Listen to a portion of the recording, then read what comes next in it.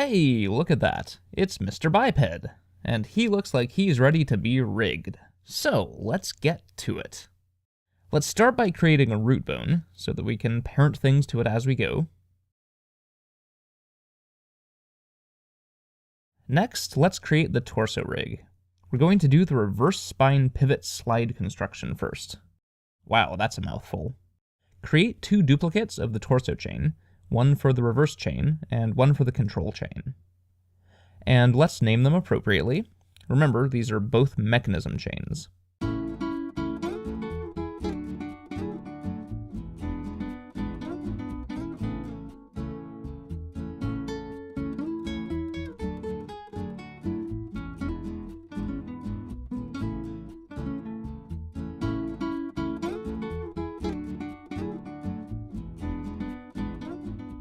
And let's add MCH to the original chain too, since we'll be making separate controls for it later. They'll never be directly manipulated. Now let's reverse the reverse chain.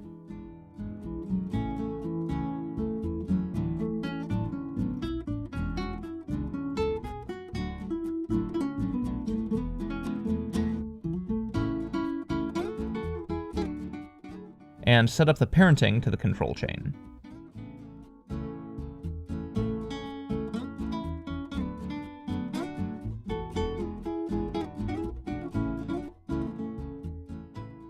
And now position the reverse chain bones appropriately. Remember that the default pivot point will be at the hips.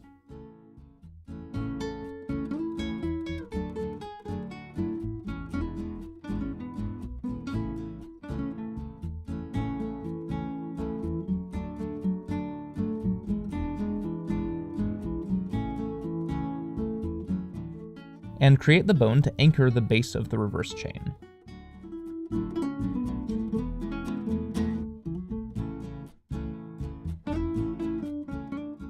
Name it body since it will ultimately control the location of the torso.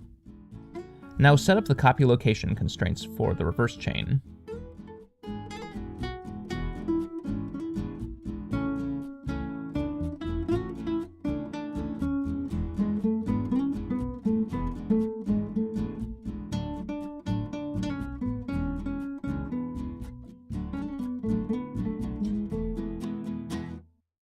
And now set up the copy location constraints for the main chain for the sliding.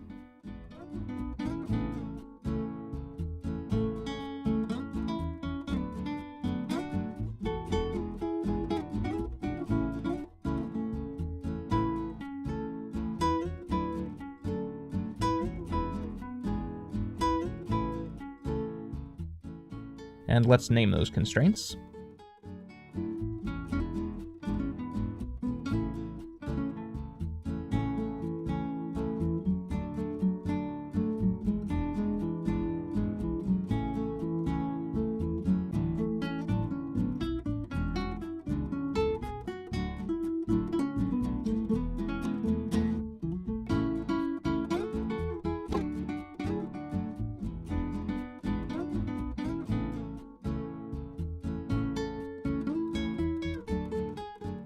Now add the copy transform constraints to the main chain's bones.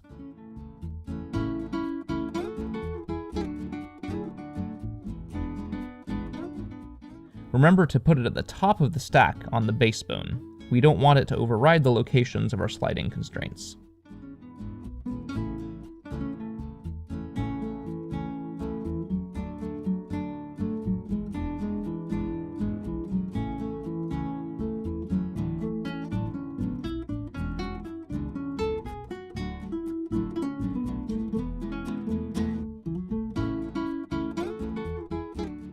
Now let's create the custom property for the pivot slide, and set up the relevant drivers.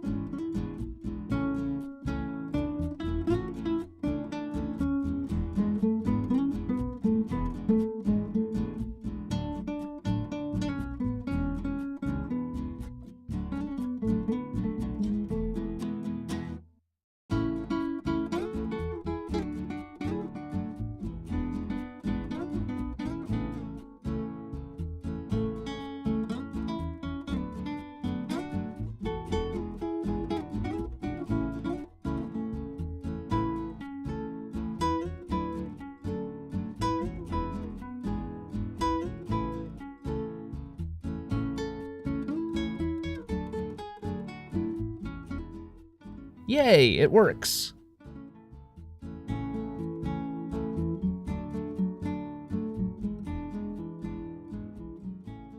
Now let's set up the torso controls. To do that, we're going to act as if this control chain were the actual torso chain. All of its transformations will then get transferred to the actual torso chain, except with the pivot slide applied on top. One nice thing about this setup is that we don't have to flip the hips bone, like we did in the earlier video, because the pivot slide system takes care of shifting the pivot point for us. So let's jump straight to adding the intermediate parents.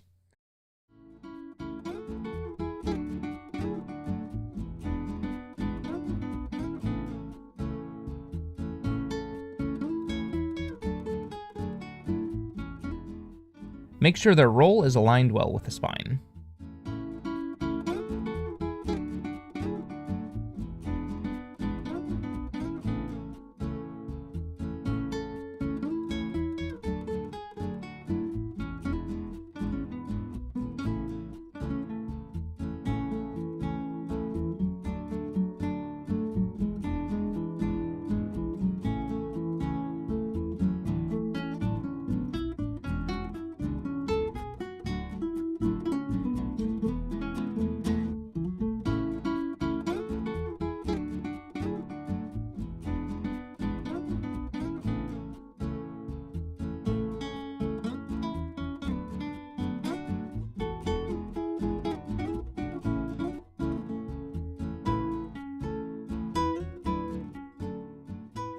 And set up the parenting.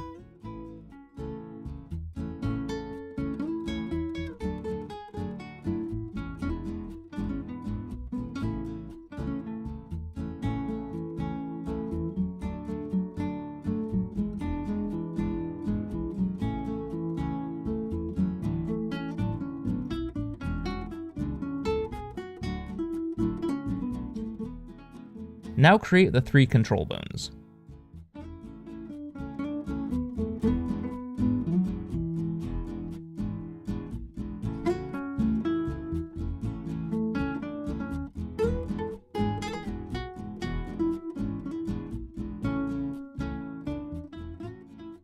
Now add and configure the constraints on the intermediate parents.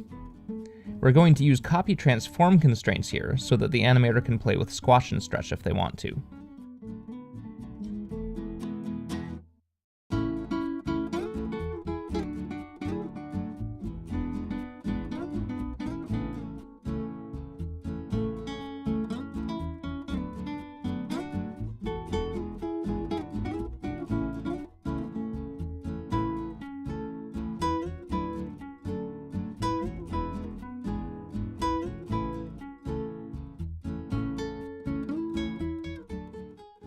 Now create the parent for the middle control, and constrain it to the top and bottom controls.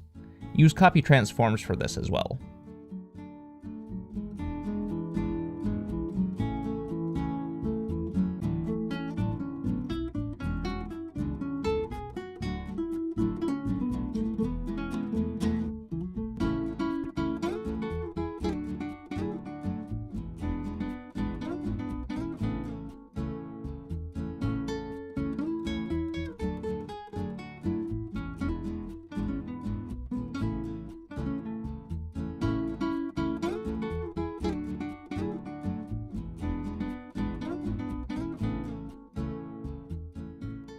We're almost done with the torso now, just a few more things.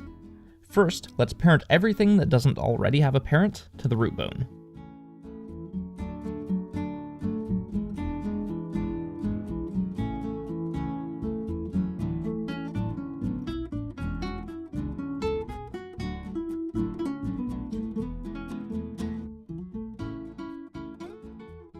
Make sure we got it right. Excellent. Now let's move the main chain to another layer. We'll use the very last armature layer as a special layer where bones from the original deformation armature go if they're not being used as controls. It's useful for us to be able to find them easily. And let's move the reverse chain to a different layer. Now we just have the control chain and the controls. Let's move the control chain to line up with the anchor bone.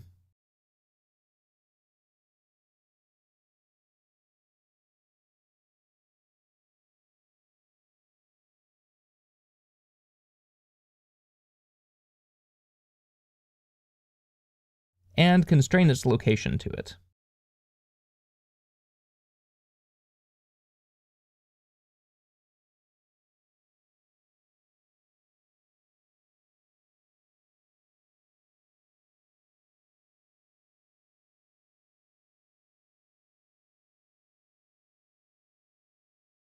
This isn't strictly necessary. The rig will work just fine no matter where the location of the control chain is, but I just feel better when it follows the rest of the rig. Now move it to a hidden layer.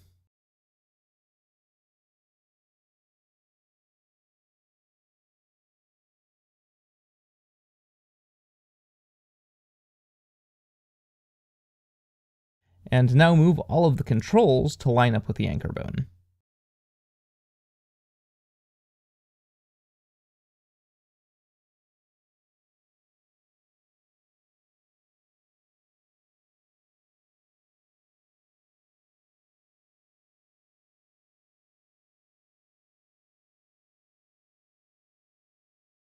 Now constrain the controls to follow the location of the anchor. The anchor will serve as our location control, while the 3 other controls will serve to control the rotation of the torso. And while we're at it, let's lock the axes of the controls, including the anchor.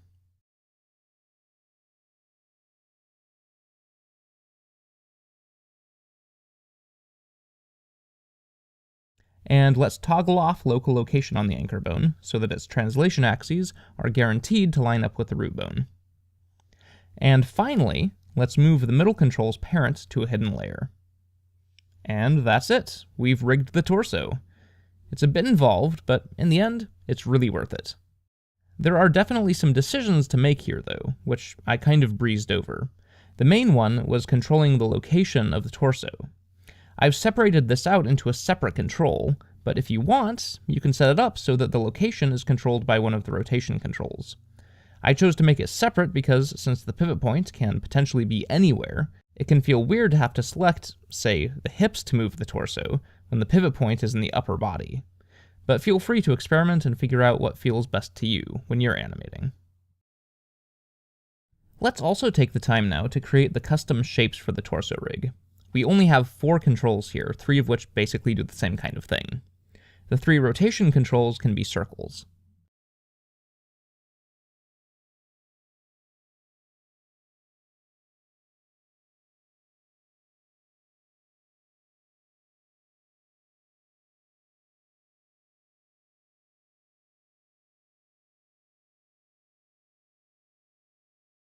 Let's assign these shapes, and let's use the at field to make the shapes appear on the parts of the body they control.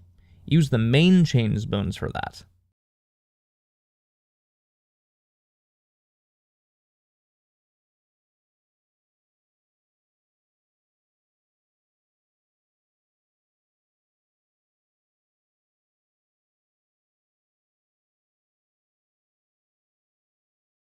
Now let's align and scale the shapes to appear how we want them to.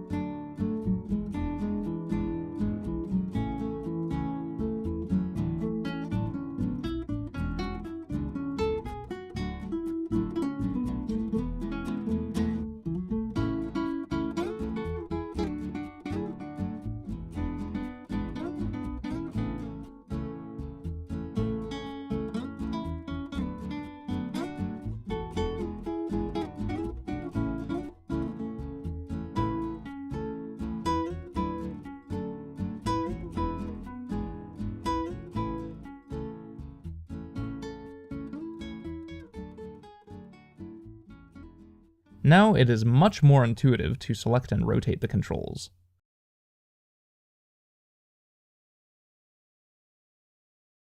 Now we just need to make a shape for the location control. To do that, we're actually going to create an empty.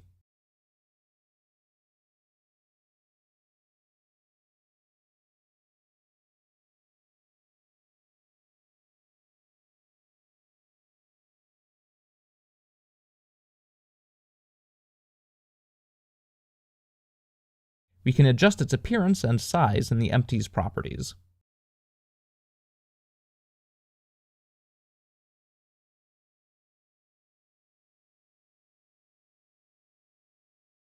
Finally, move the shape objects to the last scene layer. Now the torso is much more intuitive to manipulate. It's really hard to use before adding the shapes.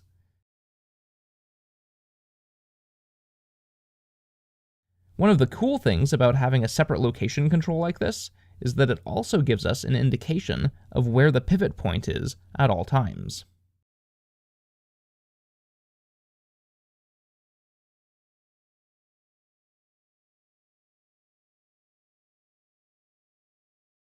So now let's do the arms.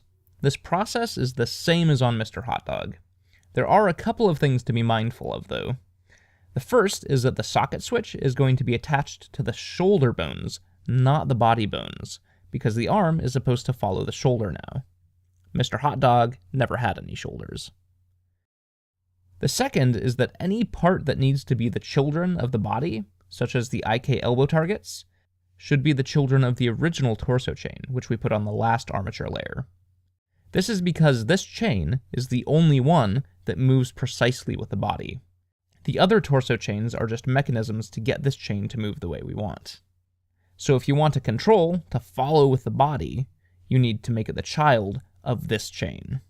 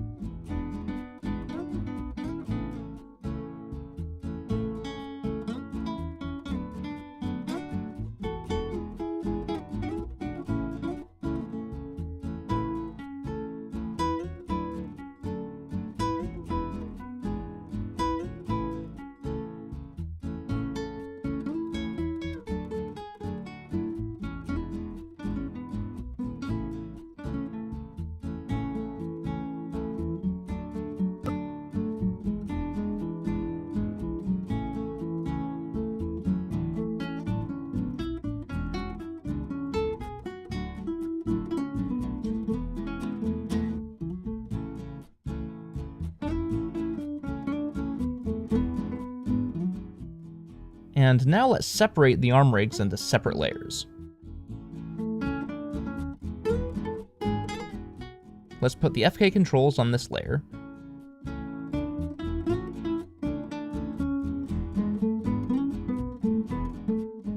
and the IK controls on this layer.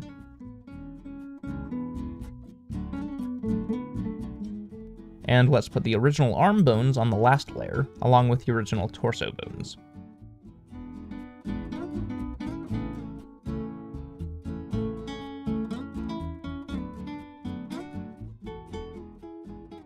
And let's put the mechanisms for the FK and IK arms on the layers directly below the FK and IK controls.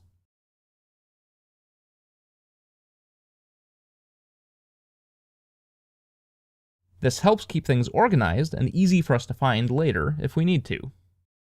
And finally, let's move the FK and IK bones back into alignment with the original.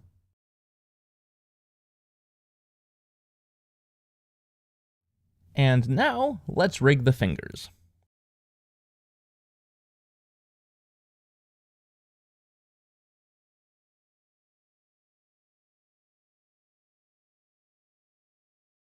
But we're going to make one really simple change.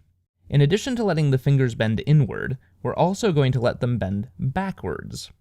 That means our animation is going to be a little bit different. Frame 1 is going to have them bent backwards.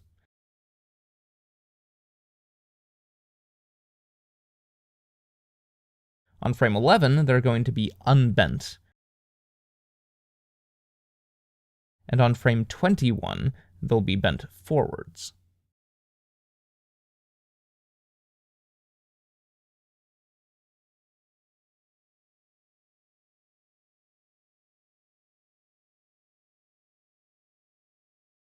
Now let's configure the action.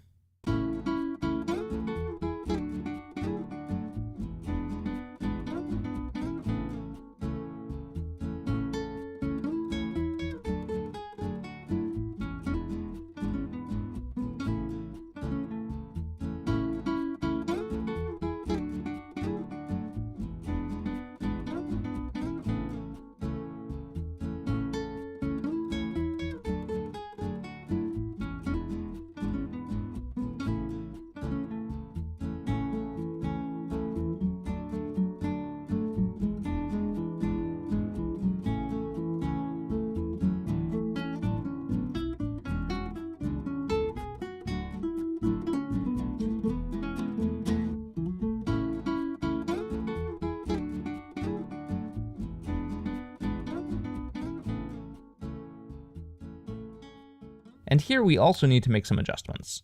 Instead of 1.0 and 0.5, we're going to use 1.5 and 0.5. That way 1.0 will map to 11, which is our unbent frame in the finger bend action. Now when we scale the control up, the finger bends backwards. And when we scale the control down, the finger bends forward. Cool. The rest of the process is exactly the same as before, so I'll do the rest of the finger rigging off screen. See you on the flip side. So now the fingers are rigged, but let's hold off on moving things to different layers for the fingers. We'll do that at the end. Now let's set up the palm rig, the simplest rig ever.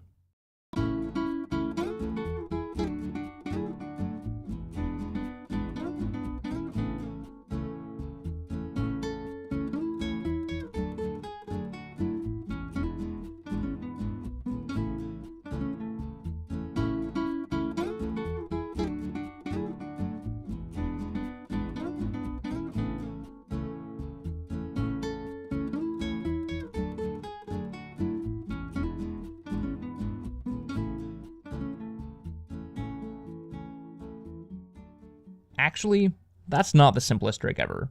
The shoulders are the simplest rig ever. We're just going to use the bones directly. The only thing we need to do is switch them to Euler and lock the Y rotation axis. Make sure to choose a good rotation order for it. And we should probably lock their locations as well. Now we're almost done with the upper body. We just need to build the head and neck rig. So let's go ahead and do that. Remember to attach things to the original torso chain, not the torso controls. And remember to parent things without a parent to the root bone.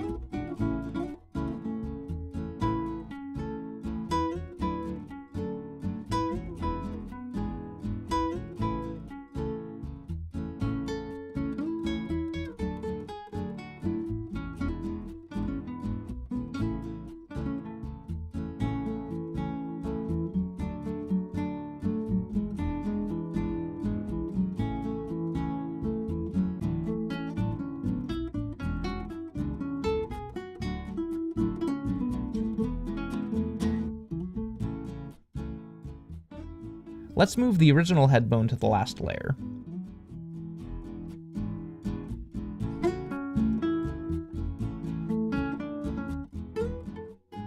And let's move the mechanism bones to a hidden layer.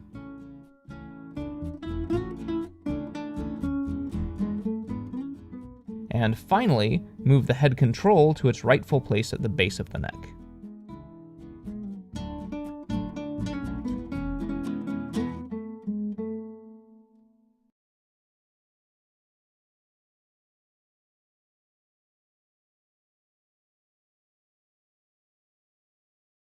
Hooray, it works!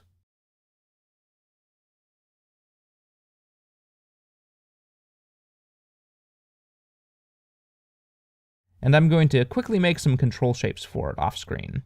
The only thing you have to keep in mind is that the head control should appear to be at the location of the original head bone. Holy crap, we are so close to being done. All we have left are the legs and feet. Let's start by duplicating the legs and feet for the IK and FK rigs.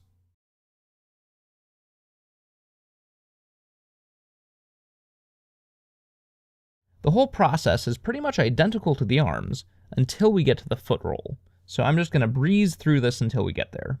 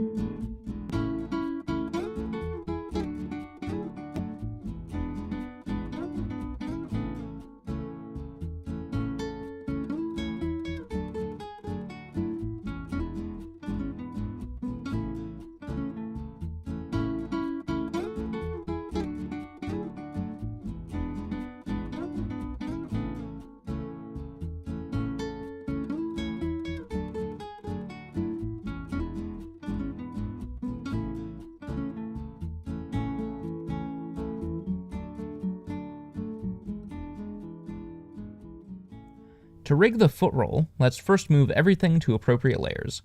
Put all the FK stuff on the 4th layer, and move all of the IK stuff to the 5th layer.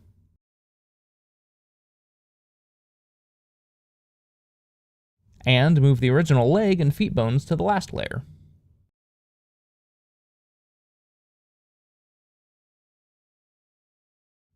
And let's also move all of the FK and IK bones to be aligned with the original bones again.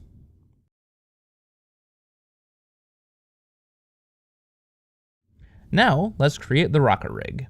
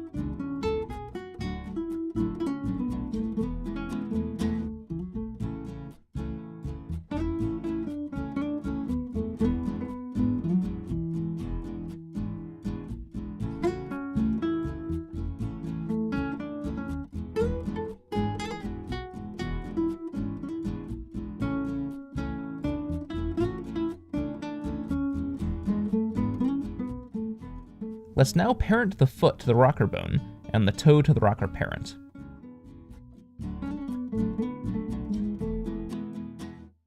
And lock the toes' axes.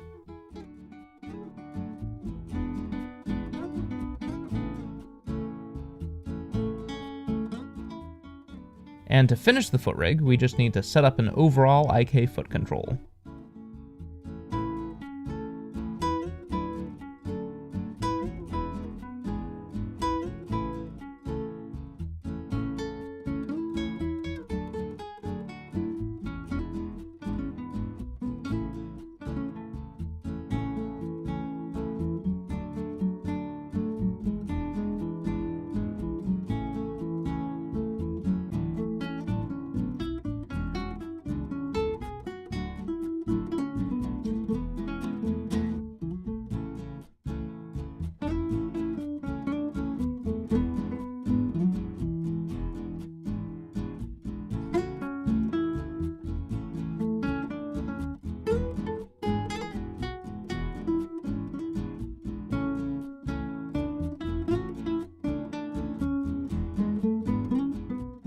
And let's also parent the knee target to the IK foot control.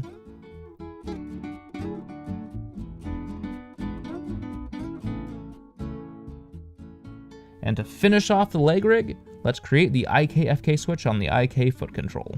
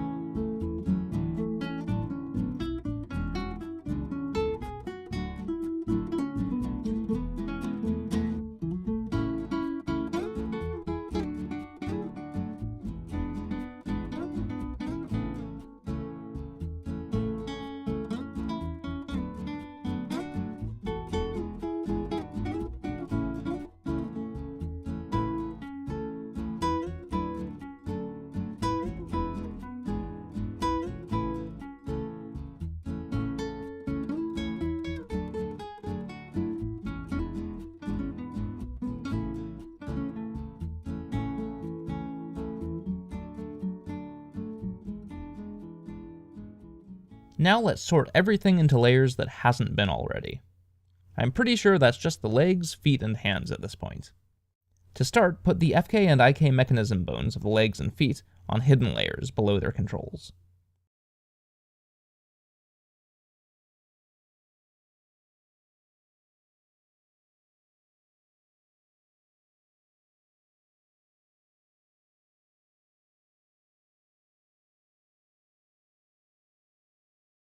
Now let's put the original bones of the palm and fingers that aren't going to be directly used by the animator on the last layer.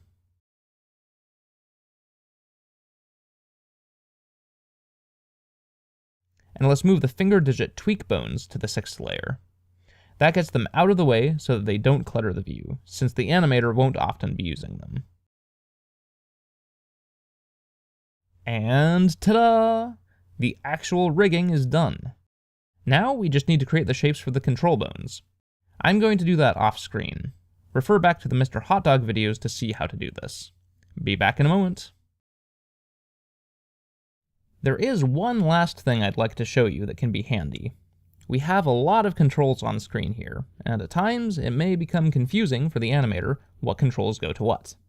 To help alleviate this, we can color code the controls for the left and right sides of the body. This is accomplished in Blender through something called bone groups. If you go to the armature properties, you'll see a panel labeled bone groups. We can add as many bone groups as we like, but we're just going to add 2. Name them L and R for the left and right sides of the body. Now we can start assigning bones to them. Assign all of the left controls to the L group, and all of the right controls to the R group.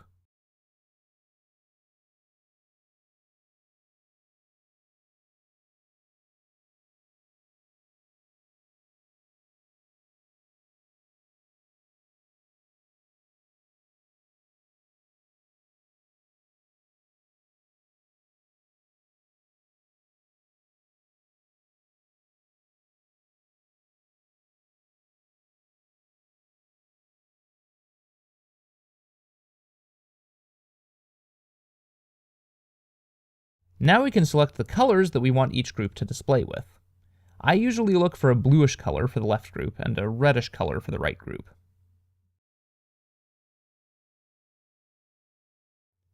Ta-da!